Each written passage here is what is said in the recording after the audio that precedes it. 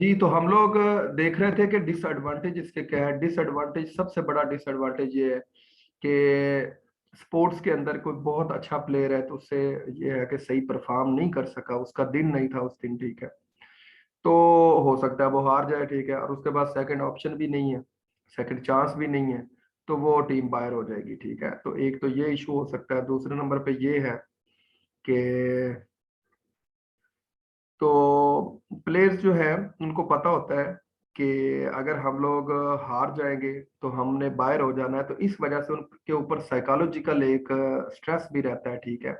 तो ये भी इसका एक डिसएडवांटेज है, ठीक है। और इसके बाद ये है कि ये सेकंड चांस, सारी बात है, आपको नहीं मिलता इसमें, ठीक है। और इसमें ये भी हो सकता है कि जो आपका विनर हो इवेंट का, हो सकता है कि वो बहुत अच्छा ना हो सकता है उसका हर मैच में, फर्ज करें 16-17 टीमें थी और उसको 4 मैच सिर्फ उसने जीते और वो चौथा मैच था फाइनल, चौथा राउंड फर्ज करे फाइनल था, वो फाइनल भी जीत गया। लेकिन वो बेस्ट ऑफ द टूर्नामेंट नहीं था, उसकी परफॉर्मेंस इतनी अच्छी नहीं थी, लेकिन फिर भी किसी न किसी तरह से दूसरी टीम के अच्छे दिन ना होने की वजह से, उसकी सही परफॉर्मेंस ना आने की वजह से वो जीत गया, ठीक है। तो इस तरह ये चंद एडवांटेज और डिसएडवांटेज है, तो इनको आप लोगों ने देख लेना है। नेक्स्ट हमारा जो आज का टॉपिक है, अगर आप लोग क्वेश्चन करना चाहें तो यहाँ पे कर सकते हैं, फिर मैं आगे 2 टॉपिक है उनको क्लियर करना। जी, आप लोग क्वेश्चन कर सकते हैं।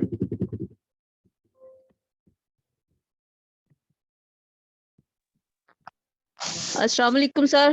जी वालेकुम सलाम बेटा। सर वो प्लीज दोबारा रिपीट कर दें, वो जो आपने फार्मूला बताया था, अच्छा उसकी समझ नहीं आई थोड़ी सी।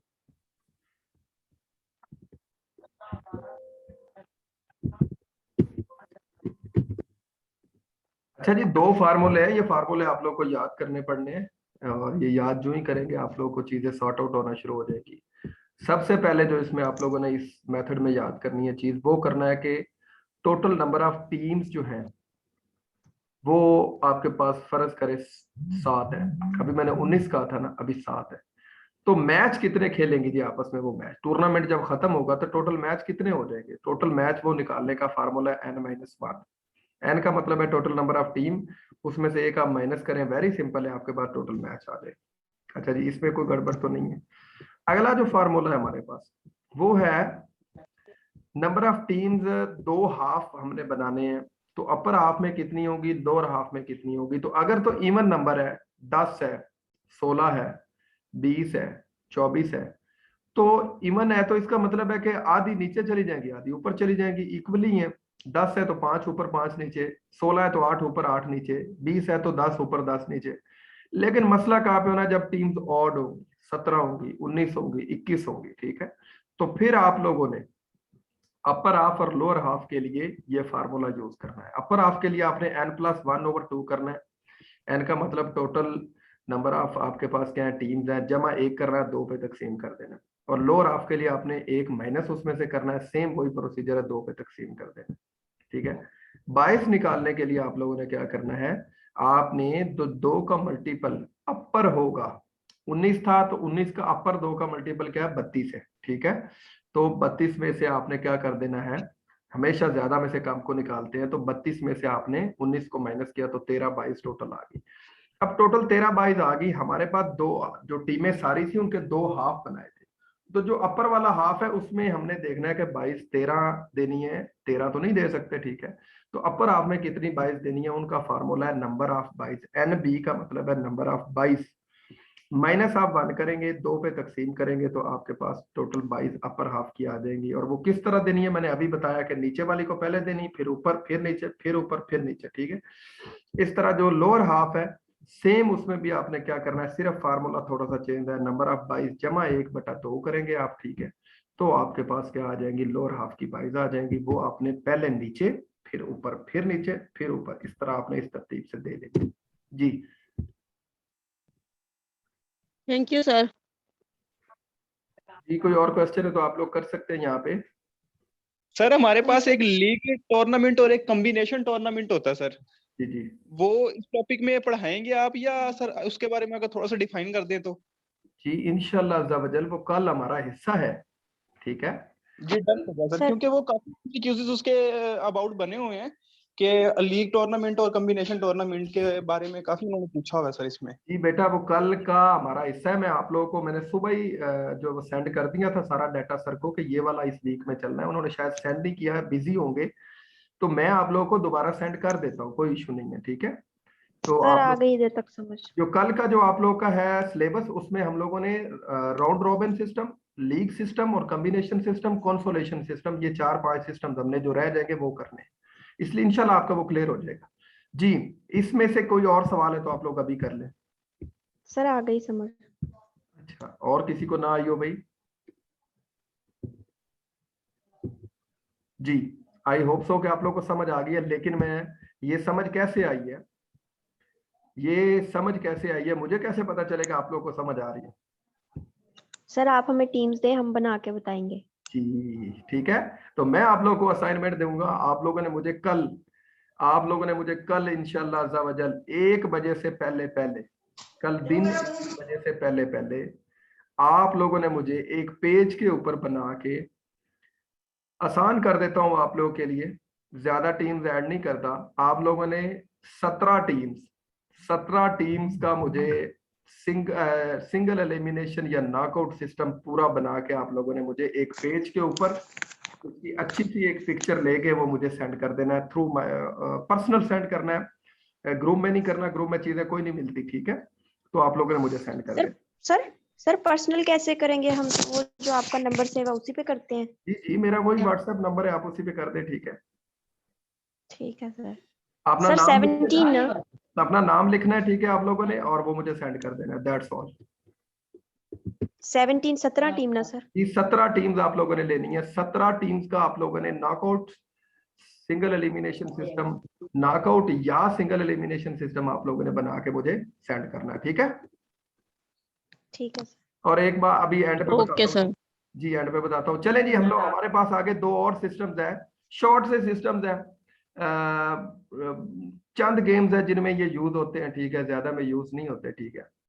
और इनको हम लोग पढ़ते हैं कि ये क्या है, कि ये जी चैलेंज टूर्नामेंट होता है। दोनों जो है चैलेंज टूर्नामेंट है। चैलेंज किस तरह है? मसलन आप लोगों ने अक्सर बॉक्सिंग के मैच देखे होंगे, मतलब आज से 4-5 दिन पहले आमिर खान का मैच हुआ है, तो वो जिस बॉक्सर से लड़ा है, ठीक है, वो कोई टूर्नामेंट नहीं हो रहा था, सिंगल मैच ही हुआ है उसका, ठीक है। तो ये बॉक्सिंग होगी, या इस तरह हमारे पास है स्क्वाश होगी, बैडमिंटन होगी, बास्केटबॉल होगी, या अगर हमने प्लेयर्स की रैंकिंग निकालनी हो कि रैंकिंग में पहले नंबर पे कौन है, दूसरे पे कौन है, तीसरे में इंटरनेशनली निकालनी हो या नेशनल सतह की निकालनी हो, ठीक है, तो फिर हम लोग चैलेंज टूर्नामेंट करवाते हैं, ठीक है। और जो चैलेंज टूर्नामेंट है वो 2 है, एक है पिरामिड और एक है लैडर। पिरामिड और लैडर ये 2 सिस्टम्स हैं, टूर्नामेंट हैं, जो कि चैलेंज टूर्नामेंट होते हैं, जिसमें हम रैंकिंग, मैंने आप लोगों को बताया कि आप किसी को भी दुनिया में, फर्ज करें यहाँ पे एक बॉक्सर है, वो मोहम्मद आमिर को चैलेंज कर देता है, जी मैं आपके साथ मैच खेलना चाहता हूँ, ठीक है। अब वो मैच हुआ जी, और मैच में जो मोहम्मद आमिर को उसने जो है वो आमिर खान को उसने हरा दिया, ठीक है। आमिर खान को उसने जो ही हराया, तो आमिर खान का जो बेल्ट था या जिस कैटेगरी में वो चल रहा था, वो वहां पे चला जाएगा, और आमिर खान वापस उसकी कैटेगरी पे आ जाएगा, 0 हो जाएगा, समझ ले, ठीक है। तो ये है जी पिरामिड टूर्नामेंट। अब होता इसमें क्या है, मसलन हमारे पास, ये तो सिंपली आप लोग को मैंने एक कॉन्सेप्ट दिया है, ठीक है। तो अगर हम लोग इसको देखें, ये सारी चीजें मैंने वही बताई हैं जो इसके अंदर लिखी हुई हैं। अब यहाँ पे एक पिरामिड बना हुआ है, इसमें ये मुख्तलिफ प्लेयर्स हैं, ठीक है, ये प्लेयर्स हैं, और इस जगह पे यहाँ पे ये प्लेयर्स हैं, इस वाली में ये प्लेयर है, इस वाले, ये रैंकिंग है।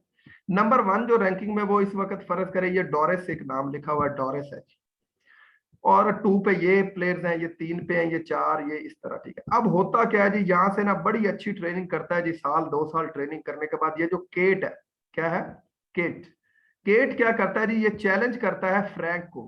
फ्रैंक जो है वो नंबर 2 है रैंकिंग में, क्या है, नंबर 2 रैंकिंग में है, ठीक है।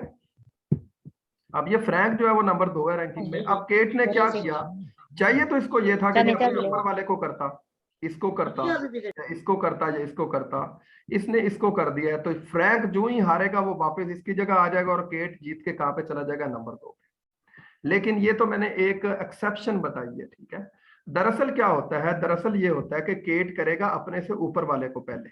वो सियाना है, वो समझदार है, ठीक है, उसे पता है कि मेरी ट्रेनिंग जो है वो मैं अचानक नंबर 1 से पंगा नहीं लूंगा, ठीक है।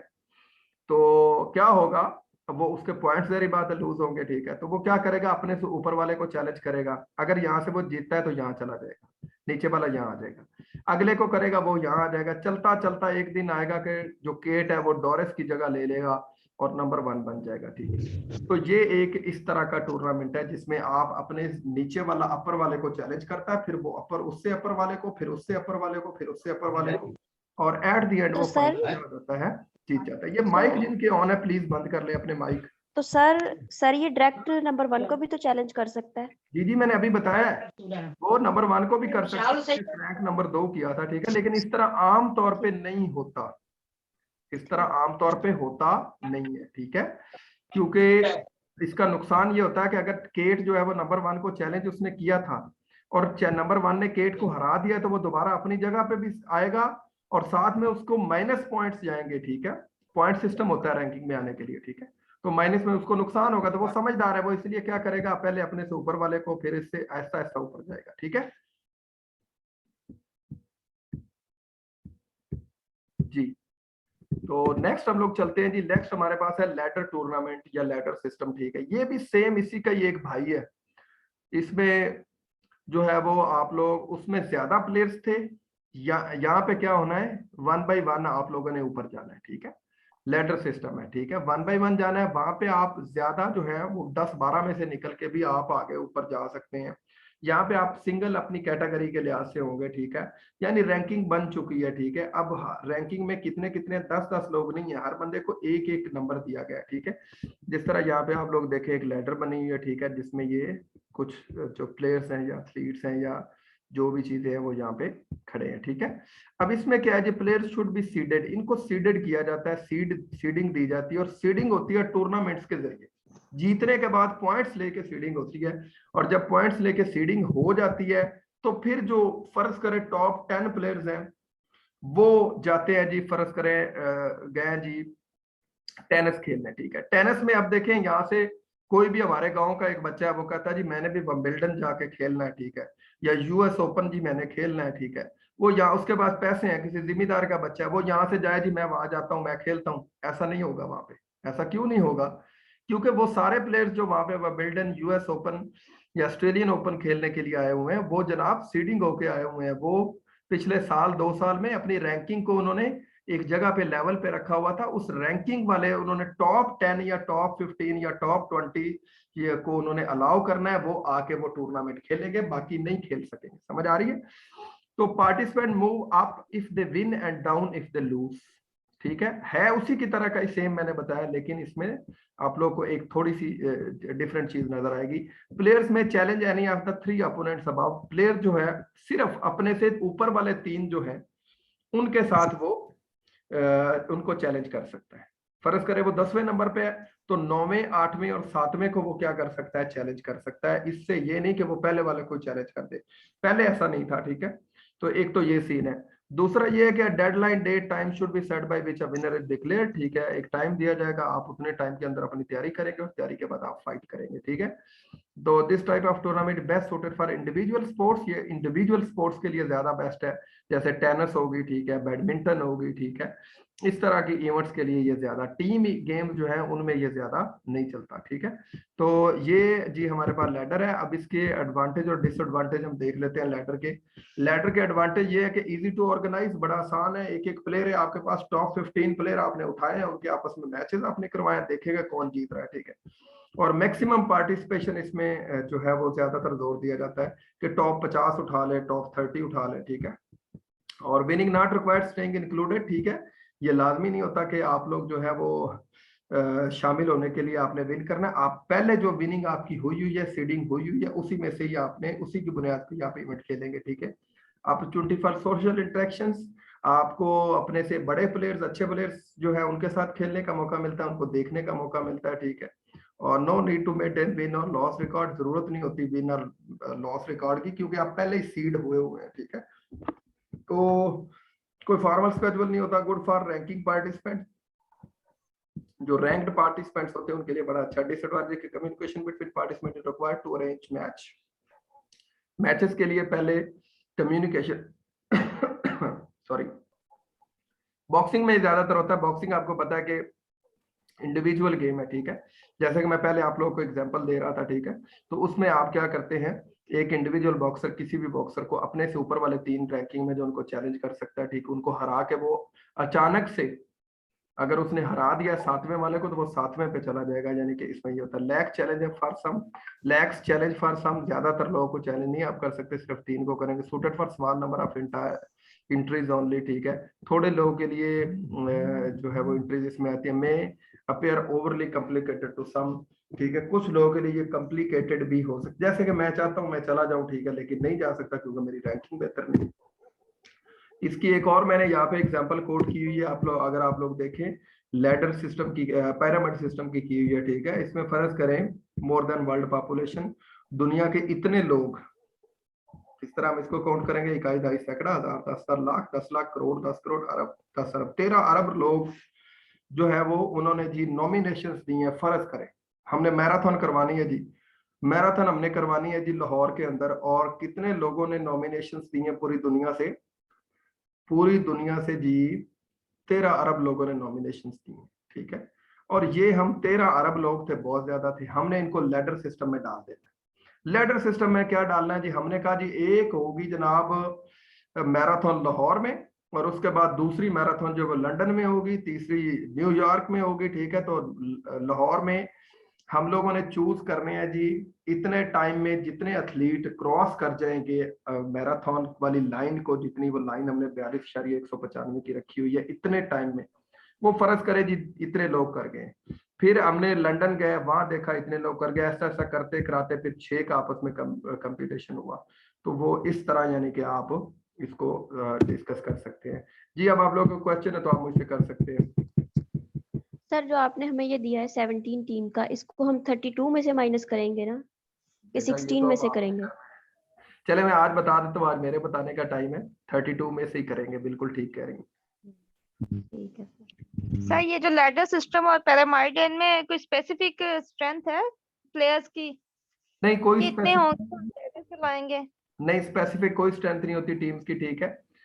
इसको रैंकिंग के लिहाज से, सीडिंग के लिहाज से ही एडजस्ट किया जाता है। आप उसको एक प्रोविंस की टीम पे भी अप्लाई कर सकते हैं, नेशनल भी। मतलब सर इसमें सिर्फ हम ये देख सकते हैं कि जिसके सबसे ज्यादा अच्छे जितने प्लेयर्स के पॉइंट्स होंगे उनको रखेंगे? जी जी बिल्कुल ऐसे ही है।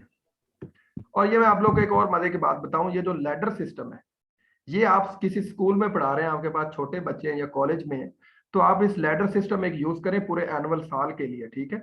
उसमें आप बच्चों को इंक्लूड करें, आप सिलेक्ट करें बच्चों को, फिर उनको बताएं कि जनाब आप साल में हमने फलां डे फलां एक्टिविटीज कराने, उसमें से इतने जीतेंगे जो उनको हम अगले लेवल पे ले जाएंगे, फिर उससे अगले, फिर इंशाल्लाह जब एनुअल स्पोर्ट्स होगी तो उसमें आखिरी जो 6 बच्चे बच गए थे सिर्फ वही पार्टिसिपेट करेंगे और उनमें से एक नंबर 1 निकल आएगा। यानी आप मॉडिफाई कर सकते हैं इसको अपने नॉलेज के लिहाज से, ठीक है। सर ये जो टीम्स है आपने होट का बताया, अगर इवन टीम्स होंगी तो उनका फार्मूला क्या होगा? उनका रोला ही कोई नहीं है जी, कोई फार्मूला नहीं है। आपने तो क्या 20 हुई तो 10 ऊपर रख लेनी, 10 नीचे, 12 है तो 6 ऊपर रख लेनी, 6 नीचे, फार्मूला लगाने की जरूरत ही नहीं।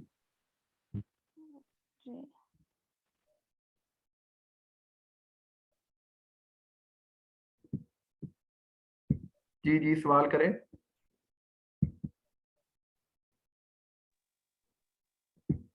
सर यहाँ तो लेक्चर समझ आ जाता है, टॉपिक भी क्लियर हो जाते हैं, लेकिन जब एमसीक्यूज पढ़ते हैं तो वो कुछ और ही डीप लिखा होता है, वो तो हमसे सॉल्व ही नहीं हो रहे। कैसे नहीं सॉल्व हो रहे भाई, मेरी बात सुने। अब एक जो आपको कॉन्सेप्ट असल में दिया जा रहा है, आप उस कॉन्सेप्ट को वाइड रेंज में अपनी मेमोरी जो है उसके अंदर नहीं बिठा रहे, इसमें मसला ये हो रहा है, ठीक है। आप जब उस कॉन्सेप्ट से हट जाते हैं ना, तो फिर आपका उससे रिलेटेड जो एमसीक्यूज आता है वो आप गेस नहीं कर पाते कि इसका राइट आंसर क्या है, ठीक है। तो बेसिकली हर चीज का एक कॉन्सेप्ट आपके पास होना जरूरी है। कॉन्सेप्ट के लिए मैं आपको बता दूं, लाजमी नहीं है कि किसी बुक या किसी एक डेफिनेशन की जरूरत होती है, वो आपने लर्न करना होता है, ठीक है, और अपने ब्रेन में बिठाना होता है, ठीक है। फिर उससे आप उससे रिलेटेड क्वेश्चंस गेस कर सकते हैं कि इसमें से राइट कौन सा है, चाहे जितना मर्जी डीपली हो। सर टेस्ट कब तक होगा? बेटा अभी आप लोगों को मैं ग्रुप में पूरी डिटेल सेंड कर देता हूँ, ठीक है, कि टेस्ट ओके अगले हफ्ते है। टेस्ट जो है वो नेक्स्ट हफ्ते वाले दिन टेस्ट होगा, ठीक है। कंटिन्यूस हमने 6 क्लासेस लेनी है आगे, ठीक है, ओके सर। क्योंकि पहले आप सर लोग जैसे का थी तो उसके मैंने capacity, volume, V over Q ratio ये सारा कुछ क्लियर किया है। उसके बावजूद जो एमसीक्यूज है आर्टीरियल प्रेशर और O2 pressure, P CO2 pressure, वो भी आए हुए हैं, वो उसका समझ ही नहीं आ रही। मुझे आपकी आवाज की समझ नहीं आई, स्लो आ रही थी, दोबारा सवाल करें। सर मैं कह रही हूँ कि बेसिक कंसेप्ट सारे क्लियर किए हैं लंग्स एनाटॉमी के ना, वेलोसिटी, वॉल्यूम भी, कैपेसिटी भी, वी ओवर क्यू रेशो भी, आर्टीरियल प्रेशर भी, लेकिन फिर भी एमसीक्यूज नहीं हल सॉल्व हुए। तो क्यों नहीं सॉल्व हुए भाई? ये तो बड़ी अच्छी बात नहीं है, ठीक है, सॉल्व होने चाहिए थे जब आपके क्लियर है। अच्छा, एक मैंने जनरल सी बात करने लगा हूँ, आप सारे कैंडिडेट्स जो है ना जरा इसको देखें कि ये जनरल सी बात क्या है। बहुत सारे लोग लेफ्ट कर गए हैं, ठीक है, लेकिन फिर भी मैं बात करने लगा हूँ। जनरल सी बात ये है बेटा कि बहुत सारी चीजें हमारी इन बुक्स में गैर जरूरी दी हुई है, कभी पीपीएससी के पेपर का वो हिस्सा ही नहीं रही, और कभी भी उनकी हमें जरूरत ही नहीं पड़ी, ठीक है।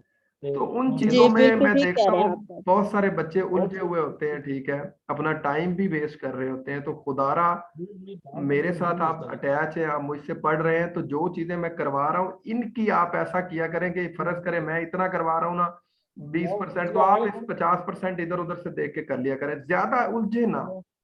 मैं आप लोग को बता रहा हूं कि आप लोग हैरान होंगे कि टेस्ट आप लोगों का मुश्किल नहीं होता, कोई भी पीपीएससी का टेस्ट मुश्किल नहीं आया। मैं बताता हूं कि आप लोगों को उलझाया गया है सिर्फ, ठीक है, आप उलझना नहीं है आपने, ठीक है, तो आपका टेस्ट निकल जाएगा, ये मैं बता रहा हूँ। और अब बड़े चांसेस हैं आप में से इंशाल्लाह, ये मेरे साथ 40-50 लोग आप लगे हुए हैं, ये मैं आप लोग को बता रहा हूँ कि आप देखिएगा टेस्ट आप लोगों में से बहुत सारे लोग, अगर आप फंडामेंटल और कॉन्सेप्चुअल पढ़ रहे हैं तो आपका टेस्ट निकल जाएगा, ज्यादा लोगों का निकल जाएगा। और टेस्ट आप लोग को मैं बता दूं, टेस्ट इतना जल्दी अब नहीं होने वाला, जो अब सिनेरियो चल रहा है उसमें इतना जल्दी टेस्ट नहीं होने वाला। मैं फिर भी कहूंगा कि आप लोग अपनी तैयारी मार्च के आखिरी 1.5 हफ्ते वाली रखें, ठीक है। हमने करना यह है कि 15 तारीख को मैं ये सारे सेशन फाइंड अप कर दूंगा, हमारा खत्म हो जाएगा। उसके बाद हमने 20 से टेस्ट सेशन शुरू करना है, 10-12 हमने टेस्ट लेने हैं 100 नंबरों के, जितना हम लोग सब्जेक्ट उसमें जो आते हैं पीपीएससी में, ठीक है। तो इंशाल्लाह बहुत सारी चीजें बेहतर हो जाएंगी, परेशान ना हो, अपने आप को लेट डाउन ना करें।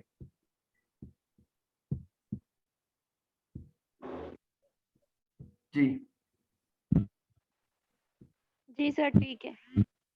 ठीक है जी, ये इसको तैयार कीजिएगा। कल 17 टीमों का मुझे आप लोगों ने 1 बजे से पहले पहले करके व्हाट्सएप कर देना, ठीक है। अपना ख्याल रखिएगा, बिल्कुल डिमोटिवेट ना हो, हम आप लोग के साथ हैं इंशाल्लाह। अल्लाह ताला खैर करेगा, आप लोग अपने मकसद को अचीव कर लेंगे। अपना ख्याल रखिएगा और दुआ में भी याद रखिएगा। अल्लाह हाफिज।